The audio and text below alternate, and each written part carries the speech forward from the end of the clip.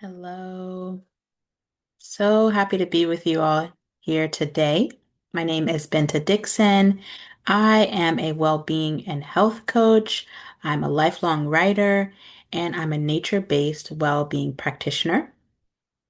And I'm excited to talk to you today about how writing can be a tool for digital wellness.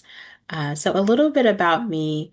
I found my way back to nature somewhere around maybe 2015, 2016, after years of feeling really disconnected from my body, from the earth. And I was spending a lot of time on social media, and it was negatively affecting my health.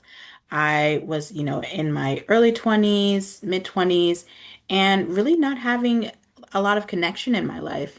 And I found that scrolling relieved a lot of anxiety. Posting also relieved some anxiety and helped me feel seen. But I also was feeling a lot of depression, a lot of anxiety as relates to keeping up with my digital habits and patterns. And so, as a writer, someone who's always journaled for literally since I was probably 4 years old, I would write about this. And when I discovered inquiry, so self-inquiry, asking myself questions and giving myself space on the page to be in my body, breathe, and answer those questions, gave me so much support. And so that is a tool I want to share with you today. And I want to just also share that none of these tools are about shaming ourselves, right? Like, even though I've been on this journey and developed a lot of great boundaries around my digital use, there's still some weeks and some days that I struggle. And there's some days that I just want to be online. I just want to binge a show, or I just want to be on my phone. And that is okay as long as I have boundaries around that and I am clear about my intentions when using those tools. So I want us to start off today with an exercise to get into our body. And I like to do this when I'm feeling nervous or just when I need a pause. And so this is called the elemental body scan. And so the elemental body scan has three parts. And so I'll just invite you to take a deep breath. If you feel comfortable, you can close your eyes or you can leave them open. And I'll ask you to select one of four elements, whether that is fire, water, air, or earth. Just take a moment. What element is calling to you? So oftentimes it's the first one that pops into your mind. Take a deep breath and imagine that element moving through your body. As you breathe in with your element, imagine it breathing in to up to your head. As you breathe out, washing down your chest, your stomach, out your feet. Breathe in this element. Breathe out this element. And just notice how this feels in your body. Is it cool, tingly, itchy, hot? Does it feel comforting or cleansing? What sensations, feelings, or thoughts are coming up for you?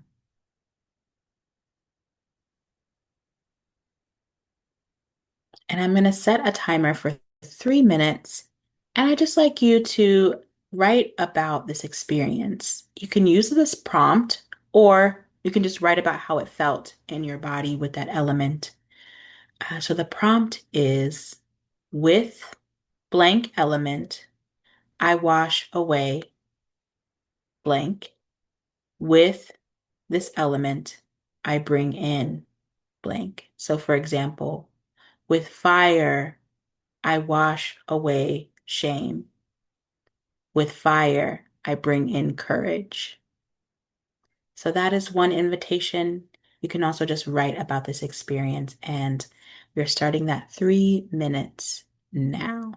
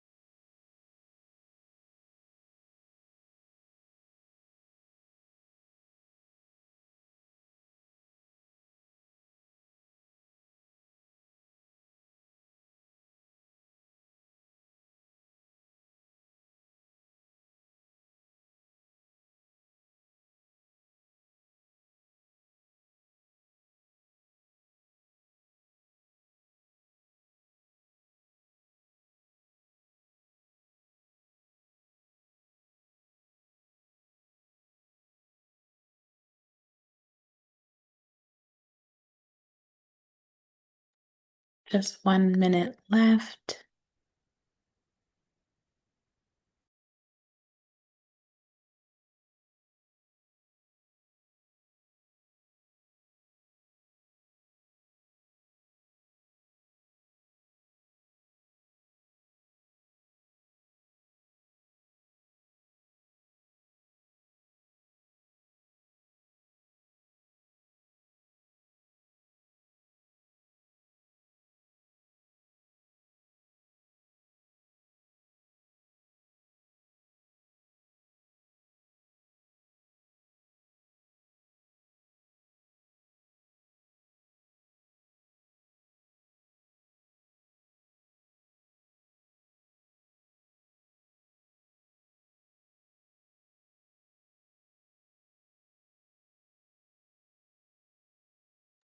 Okay, so please wrap up your last thought. And how was that for everyone? I hope that that was supportive for you. I know I'm feeling much more grounded, rooted in my body, present. And so that is an exercise that I use when I'm feeling, as I said, I need a moment to pause. Maybe I'm considering getting on my phone because something has happened that feels triggering or overwhelming. And so I can use that as a tool. And so the second tool that I want to share is a practice, and this is called compassionate reflection. And up front, I want to say, as I said, like this is not about shaming ourselves. It is about recognizing, it is about acknowledging and reflecting on our patterns so that that awareness helps us to move into a different space. And so I'll ask you to be with these three questions, and you can choose one to write on. I would suggest choosing the one that doesn't feel um, like it has the most resistance or it doesn't feel as edgy. Choose one that feels moderately edgy, like, ooh, this is a stretch to talk about, but it's something that that I want to do. Um, so the three questions are, which social media platform are you drawn to and use the most?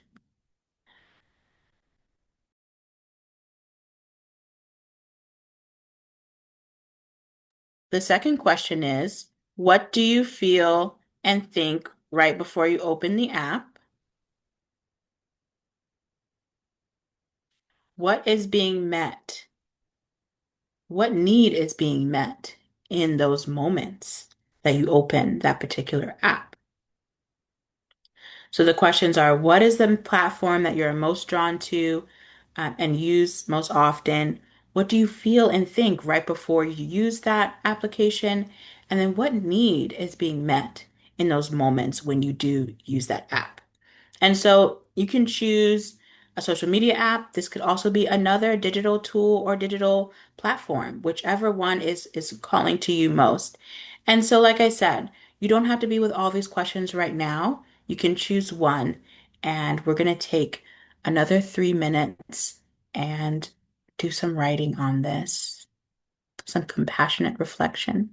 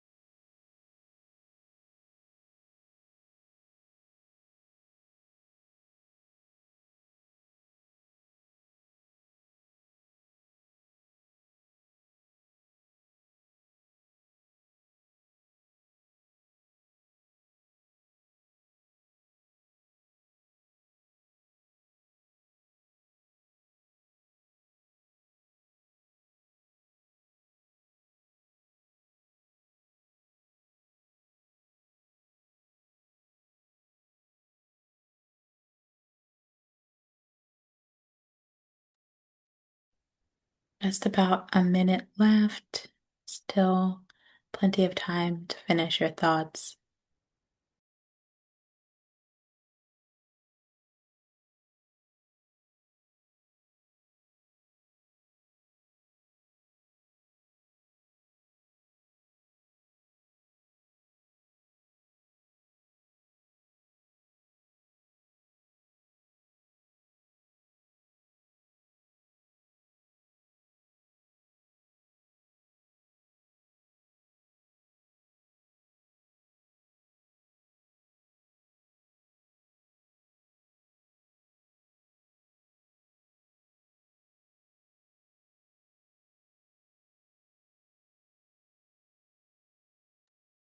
Okay, so just finish up that last sentence or that last thought.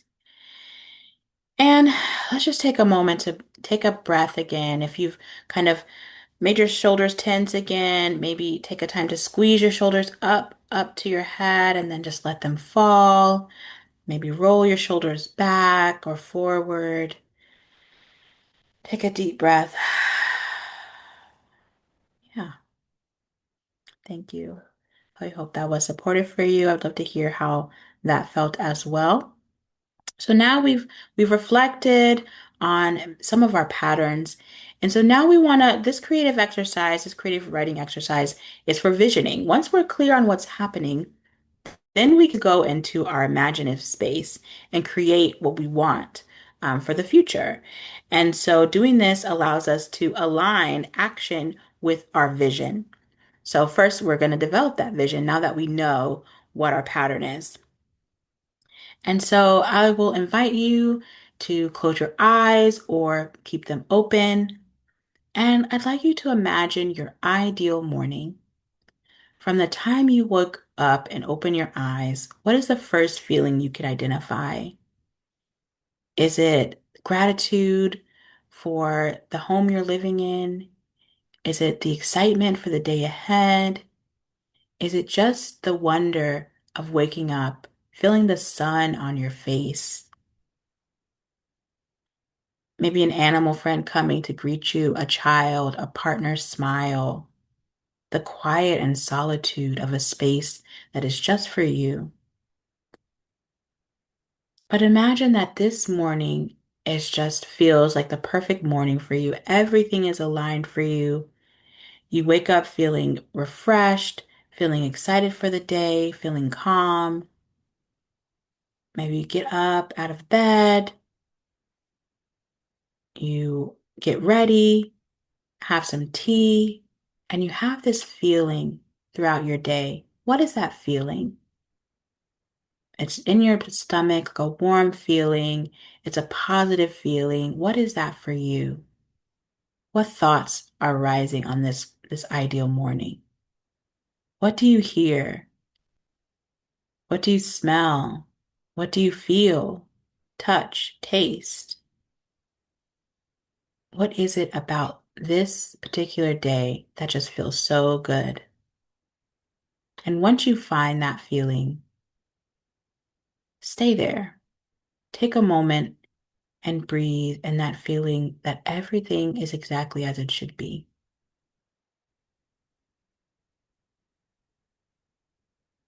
And when you're ready, you can open your eyes.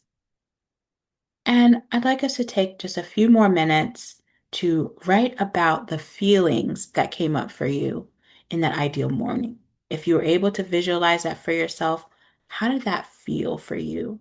And really focus on the sensation. So the body sensations. Was it warm? Was it tingly? Did you have a sense? Did you have a wash of calm? Were your muscles relaxed? Were you smiling effortlessly? Focus on those sensory details and describe how that felt and that feeling for yourself.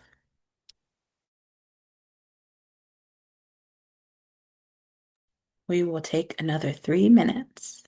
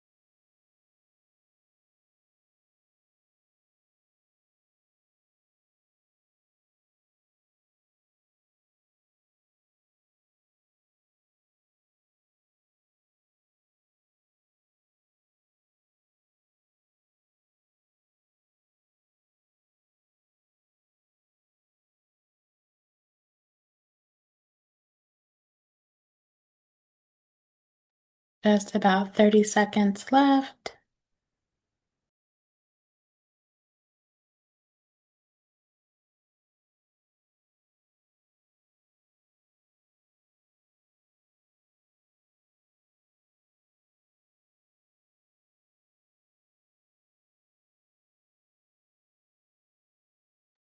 Okay, go ahead and finish up that last thought. And yeah, I hope that you have that feeling still with you of that ideal. And this is something that I often practice after I identified a pattern that maybe I'm not happy about. Then I'll go into envisioning what the ideal is. And then after that, I can come up with a plan to actually achieve that. But this writing exercise has been super helpful for me over the years. And I encourage you to customize it. It could be an ideal morning, it could be an ideal nighttime routine. Just envisioning how you would like to move through your day. Maybe that has less screen time, or maybe that has more connection. So just want to offer that.